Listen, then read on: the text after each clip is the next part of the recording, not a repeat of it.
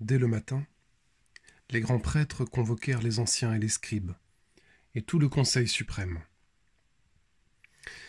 Puis, après avoir ligoté Jésus, ils l'emmenèrent et le livrèrent à Pilate. Celui-ci l'interrogea. « Es-tu le roi des Juifs ?» Jésus répondit. « C'est toi-même qui le dis. » Les grands prêtres multipliaient contre lui les accusations. Pilate lui demanda à nouveau. « Tu ne réponds rien ? Vois toutes les accusations qu'ils portent contre toi. » Mais Jésus ne répondit plus rien, si bien que Pilate fut étonné. À chaque fête, il leur relâchait un prisonnier, celui qu'il demandait. Or, il y avait en prison un dénommé Barabbas, arrêté avec des émeutiers pour un meurtre qu'il avait commis lors de l'émeute. La foule monta donc chez Pilate et se mit à demander ce qu'il leur accordait d'habitude. Pilate leur répondit. « Voulez-vous que je vous relâche le roi des Juifs ?» Il se rendait bien compte que c'était par jalousie que les grands prêtres l'avaient livré. Ces derniers soulevèrent la foule pour qu'il leur relâche plutôt Barabbas. Et comme Pilate reprenait, « Que voulez-vous donc que je fasse de celui que vous appelez le roi des Juifs ?» De nouveau, ils crièrent, « Crucifie-le !»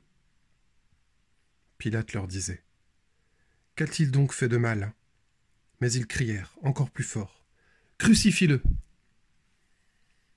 Pilate, voulant contenter la foule, relâcha Barabbas, et après avoir fait flageller Jésus, il le livra pour qu'il soit crucifié.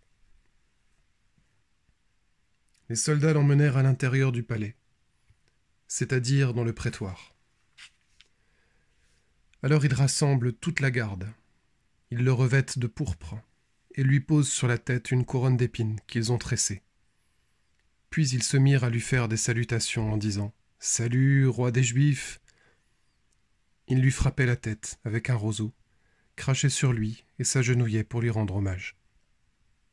Quand ils se furent bien moqués de lui, ils lui enlevèrent le manteau de pourpre et lui remirent ses vêtements. Puis, de là, ils l'emmènent pour le crucifier, et ils réquisitionnent pour porter sa croix un passant, Simon de Cyrène, le père d'Alexandre et de Rufus, qui revenait des champs.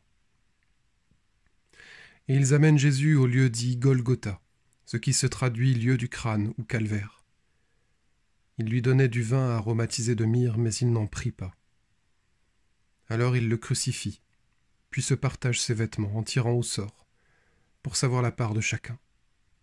C'était la 3e heure, c'est-à-dire 9 heures du matin, lorsqu'on le crucifia.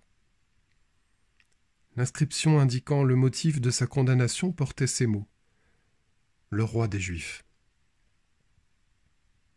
Avec lui, il crucifie 2 bandits, l'un à sa droite, l'autre à sa gauche.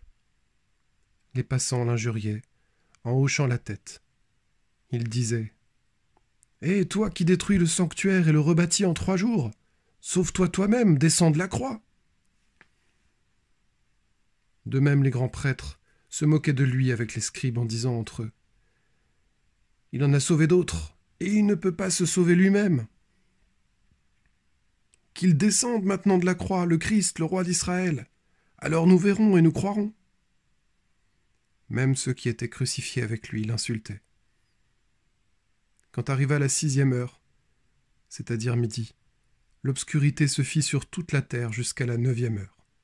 Et à la 9e heure, Jésus cria d'une voix forte : « Éloi, Éloi, lema sabachthani », ce qui se traduit : « Mon Dieu, pourquoi m'as-tu abandonné ?» L'ayant entendu, quelques-uns de ceux qui étaient là disaient : « Voilà qu'il appelle le prophète Élie. » L'un d'eux courut tremper une éponge dans une boisson vinaigrée. Il la mit au bout d'un roseau et il lui donnait à boire en disant : « Attendez, nous verrons bien si Élie vient le descendre de là. » Mais Jésus, poussant un grand cri, expira. Le rideau du sanctuaire se déchira en 2, depuis le haut jusqu'en bas.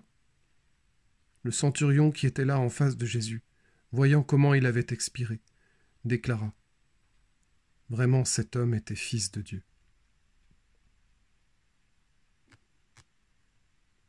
Il y avait aussi des femmes qui observaient de loin, et parmi elles Marie-Madeleine, Marie mère de Jacques le Petit et de José, et Salomé, qui suivaient Jésus et le servaient quand il était en Galilée, et encore beaucoup d'autres qui étaient montés avec lui à Jérusalem. Déjà il se faisait tard.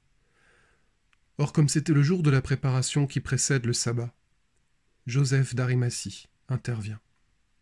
C'était un homme influent, membre du conseil, et il attendait lui aussi le règne de Dieu. Il eut l'audace d'aller chez Pilate pour demander le corps de Jésus. Pilate s'étonna qu'il soit déjà mort. Il fit appeler le centurion et l'interrogea pour savoir si Jésus était mort depuis longtemps. Sur le rapport du centurion, il permit à Joseph de prendre le corps. Alors Joseph acheta un linceul. Il descendit Jésus de la croix, l'enveloppa dans le linceul et le déposa dans un tombeau qui était creusé dans le roc. Puis il roula une pierre contre l'entrée du tombeau.